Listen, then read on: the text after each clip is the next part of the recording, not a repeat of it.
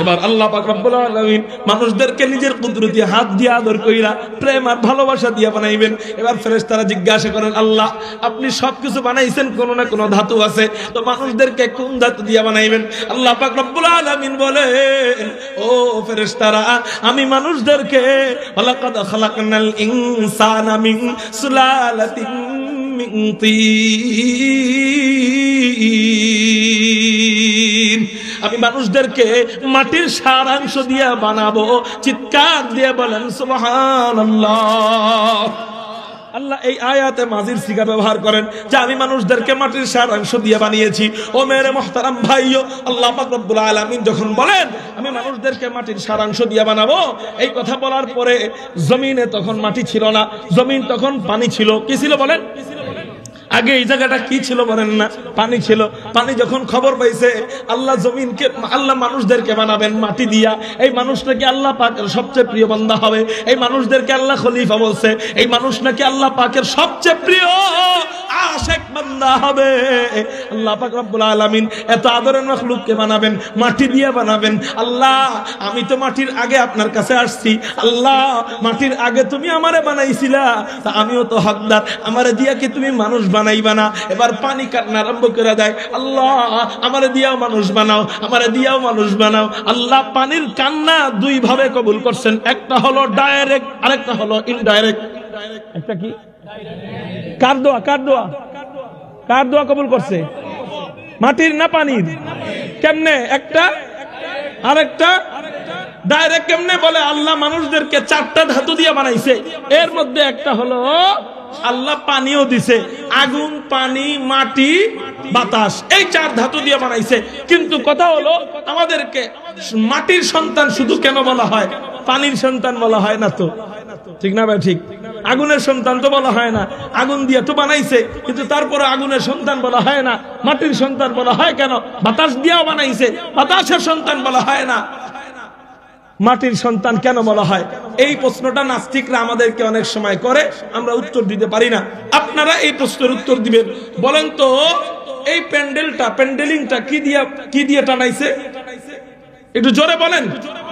হ্যাঁ, আচ্ছা, আর কিছু না? সামিয়ানা, পর্দা, আর কি?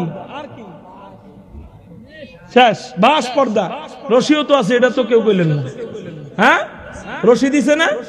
রশি ছাড়া তো এই বাঁশ বাঁশই থাকতো না, পরে দিত ঠাস ঠাস করে। তাহলে বোঝা গেল যেই জিনিসটা বানানো হয় ওই জিনিসে যেই ধাতুটা বেশি, মানুষ ওই ধাতুটাই বেশি বলে। এখানে বাঁশের অংশ বেশি আর কাপড়ের অংশ বেশি, এই জন্য আপনারা কাপড় আর বাঁশি বললেন, কিন্তু রশির অংশ কম, এই জন্য রশি দিয়ে বানাইছে এটা কেউ বললেন। ঠিক, মানুষকে আল্লাহ মাটি দিয়ে বানাইছে, এই জন্য মাটির অংশটা বেশি বেশি দিছে, চারটা জিনিস দিয়ে বানাইছে ঠিক, কিন্তু মাটির অংশটা বেশি, এই জন্য মাটির সন্তান আমরা বলি। আগুন কম, পানি কম, বাতাস কম, এই জন্য বাতাসের সন্তান মাটির, আগুনের সন্তান। এরপর কি? মাটির সন্তান, আগুনের সন্তান, পানির সন্তান আর বাতাসের সন্তান, এই তিনটা সন্তান আমরা বলি। কিসের সন্তান বলি? কারণ মাটিটা আমাদের শরীরে কি বলেন না বেশি। এই পানি দিয়ে আল্লাহ মানুষ বানাইছে, পানির থেকে কিছু পানি নিছেন। এবার ডাইরেক্ট কবুল তো করছে, বুঝলাম। ইনডাইরেক্ট কেমনে কবুল করছে? আল্লাহ যখন জমিনে মানুষদেরকে বানানোর সিদ্ধান্ত নিলেন, এখন আল্লাহর আরশ ছিল তখন পানির উপরে। কিসের উপরে বলে? পানির উপরে আল্লাহ পাকের আরশ ছিল, এটা জানতেন নি আপনারা? কে করলো জানতেন না? কারা জানতেন? হাত উঠান। আচ্ছা, হাত নামান। পানির উপরে আল্লাহ পাকের আরশ ছিল। এই আরশ আল্লাহ যখন মানুষদেরকে বানানোর সিদ্ধান্ত নিলেন, আল্লাহ আরশটাকে পানি থেকে দূরে নিয়ে গেলেন। কোথায় কোথায় নিয়ে গেলেন? দূরে। দূরে নিয়ে যাওয়ার পর তাফসীরের কিতাবের মধ্যে লেখে পানি আরেক কান্না শুরু করে দিচ্ছে, আরেক দোয়া করা শুরু করছে। আল্লাহ আপনি এতদিন কাছে ছিলেন, এখন আর কাছে আপনি নাই, আপনি না থাকার বিরহ যন্ত্রণা এটা সহ্য করতে পারতেছি না। আল্লাহ আগে আপনার কাছাকাছি থাকতে পারতাম, বরকত বা স্থানে থাকতে পারতাম, এখন আপনি দূরে চলে গেলেন। মালিক রে, আপনার দেখা পাইতেছি না, আল্লাহ আপনারে দেখবো। এই বইলা বইলা পানি আবারও দ্বিতীয়বার কি শুরু করছে? কান্না শুরু করছে। এবার পানির কান্না আল্লাহ থামায় কেমনে দেখেন? পানির কান্না আল্লাহ থামায়, আল্লাহ পাক আরশে আজিম থেকে তার নূরের একটা ছায়া, যেটাকে বলা হয় নূরের তাজাল্লি, এটাকে আল্লাহ পানি বরাবর ফেললেন।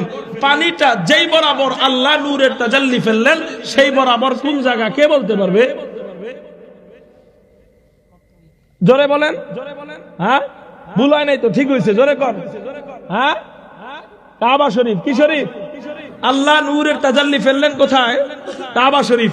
এই জন্যই তো কেবলাটা কাবা শরীফের নিচে গেলেও কেবলা পাওয়া যায়, উপরে গেলেও কেবলা পাওয়া যায়। কেবলাটা যদি শুধু কাবা হইতো, শুধু ওই ঘরটা হইতো, তাহলে বিমানে নামাজ পড়তে হইলে কেমনে পড়তে হইতো? আল্লাহু আকবার, ঠিক না ভাই? ঠিক। এদিকে নিচে হয়। আর কাবা শরীফ উপরে, কোন রাষ্ট্র আছে না নিচে? নিচে দাঁড়ায়া কেবলার দিক ফিরে নামাজ পড়তে হইলে শুধু ঘরটা যদি কেবলা হইতো, তাইলে সুবহানাল্লাহ বলেন। এবার তোমরা যতই উপরে উঠো, আর নিচা হইতে হইব না, উঁচা হইতে হইব না, নিচে গেলেও ওই বরাবর কাবা যেই বরাবর আছে ওই বরাবরই কেবলা, আবার উপরে গেলেও ওই বরাবরই কেবলা, কারণ ওই জায়গায় কার নূরের তাজাল্লি আছে? আল্লাহর নূরের তাজাল্লি আছে। এবার আল্লাহ নূরের তাজাল্লি যখন ফেললেন, সমুদ্র দূর দূরান্ত থেকে আসা শুরু হয়েছে বড় বড় ঢেউ আল্লাহ নূরের তাজাল্লির সাথে চুমু খাওয়ার জন্য। আমরা চুমু খাওয়ার জন্য যাই জান্নাতি পাথর, ওরা চুমু খাইতে আসতো কি? আল্লাহর নূরের তাজাল্লি। এবার আস্তে আস্তে আপনারা দেখবেন নদীর উপরে যদি ব্রিজ করে, ব্রিজ করার আগে ওই নদীতে কোনো চর ছিল না, ব্রিজ করার পরে ওই ব্রিজের পিলার বা খাম্বা, ওটার সাথে ধাক্কা লাগতে লাগতে আস্তে আস্তে মাটি জমা আরম্ভ হয়। মাটি জমতে জমতে, আগে চর ছিল না, পরবর্তীতে কি জেগে যায়? জোরে বলেন, কি জেগে যায়? চর জেগে যায়। এবার আল্লাহর নূরের তাজাল্লির সাথে যখন দূর দূরান্ত থেকে পানি এসে ধাক্কা খায়, ধাক্কা খাওয়ার পর ওই জায়গায় ফেনার চর জায়গা আরম্ভ করে। কিসের চর? আগে তো পানি ছিল না, আগে তো মাটি ছিল না, ছিল কি? সমুদ্রের উপরের ফেনা বা বুদবুদি, আপনারা কি বলেন জানি না। তো ওই ফেনার চর যখন জমতে আরম্ভ করে, এখন বলেন ফেনা কি শক্ত না নরম? নরম না? হাত দিলে ভিতরে ঢুকে যায়, এমন অবস্থা, থাকার উপযুক্ত না। আল্লাহ কি করলেন? বিশাল বড় পানির এক ধাক্কা দিলেন। ধাক্কা দেওয়ার পরে কি হয় একটু উদাহরণ দিয়ে বুঝাই। ডিপ ফ্রিজ আসেনি আপনাদের বাড়িতে? ডিপ ফ্রিজের ভিতরে কিনারে কিছু লবণের মতো আপনার বরফ জমে থাকে। এই বরফগুলা হাত দিয়ে টান দিয়ে দেখবেন নরম না শক্ত? নরম। কিন্তু এই বরফটারে আপনি যদি দুই হাত দিয়ে এমন ভাবে চাপ দেন, ওটা কি হয়ে যায়? জোরে বলেন, শক্ত হয়ে যায়। ঠিক এই ফেনাগুলা যখন জমতে আরম্ভ করে, ফেনাগুলা নরম ছিল। আল্লাহ পাকের কুদরতে বিশাল বড় সাগরের এক চাপ যখন ধাক্কা মারে, চতুর্দিক দিয়ে ধাক্কা মারে। পৃথিবী গোল কেন? বলে সব দিক দিয়ে ধাক্কা মারছে, এই জন্য গোল। আর নাইলে একদিক দিয়ে ধাক্কা মারলে চ্যাপটা থাকতো। চ্যাপটা বুঝেননি? ডিমের মতো থাকতো হয়তো, কিন্তু পৃথিবী ফুটবলের মতো গোল কেন? সব দিক দিয়ে এমন জোরে ধাক্কা মারছে, এমন গতিতে ধাক্কা মারছে, শেষ পর্যন্ত ওই ফেনাগুলো একত্রিত হয়ে বিশাল বড় একটা বিস্ফোরণ ঘটছে। বিজ্ঞানও বলে ভূপৃষ্ঠের জন্ম হয়েছে বিস্ফোরণের মাধ্যমে, কিন্তু বিজ্ঞান বিস্ফোরণের আগে কি করছে এটা আর জানে না। এটা আমরা জানাই দিতেছি, শুনে নাও। বিস্ফোরণটা ঘটছে কিসের মাধ্যমে? আল্লাহর নূরের তাজাল্লির সাথে পানি ধাক্কা খাইতে খাইতে লাস্টে বিশাল বড় এক ধাক্কা খাইছে। ওই ছড়ানো ছিটানো ফেনাগুলা যখন একত্রিত হয়েছে, এরপরে এই জমিনের জন্ম হয়েছে। চিল্লায় বলেন সুবহানাল্লাহ। এবার এই জমিনের জন্ম হওয়ার পরে জমিনে আল্লাহ যাই রাখে তাই পুড়ে যাওয়ার অবস্থা। কি যাওয়ার অবস্থা বলে? জমিনের ভিতরে যা থাকে, জমিনটা তো, পৃথিবীটা তো কি করে বলেন না? ঘুরে। এখন উপর দিকে যা থাকে এটা যখন নিচে আসে ঠাস করে পড়ে যায়, এমন অবস্থা। আল্লাহ কি করলেন? মাঝখানে ওই যে কাবা শরীফের ফাউন্ডেশন তাহতাস সারা, এই তাহতাস সারা নামক একটা ধাতু আল্লাহ মাঝে দিয়ে দিলেন। যেই ধাতুটা চম্বুক তো শুধু লোহায় লাগে, কিন্তু সেই ধাতুটা দুনিয়ার মধ্য আকর্ষণের ভিতরে যত মাখলুক আছে সব মাখলুকের মধ্যেই লাগে। অতএব আমরা যখন উপর থেকে কোনো কিছু ছেড়ে দেই, তখন কোন জায়গায় পড়ে? এটা কোন জায়গার শক্তি জানেন?